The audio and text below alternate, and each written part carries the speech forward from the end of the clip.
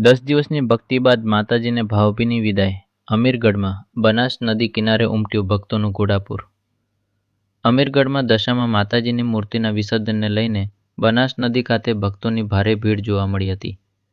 10 દિવસ સુધી માતાજીના વ્રત રાખી પૂજા અર્ચના અને આરાધના કર્યા બાદ આજે 10મા દિવસે ભક્તોએ માતાજીને વિદાય આપી હતી. ઢોલ નગારાના તાલ અને ડીજેના સંગાતે સમગ્ર અમીરગઢ ભક્તિમય માહોલમાં રંગાઈ ગયું હતું. માતાજીની મૂર્તિઓને શોભાયાત્રા સાથે બનાસ નદી સુધી લઈ જવાઈ હતી, જ્યાં ભક્તોએ શ્રદ્ધા અને ભક્તિભાવ સાથે માતાજીની મૂર્તિનું વિસર્જન કર્યું હતું. માતાજીની વિદાય સમયે ભક્તોમાં આસ્થા અને લાગણીનો અનોખો સંગમ જોવા મળ્યો હતો. મોટી સંખ્યામાં લોકો વિસર્જન સ્થળે પહોંચતા સમગ્ર વિસ્તાર જય માતાજીના જયઘોષથી ગુંજી ઉઠ્યો હતો.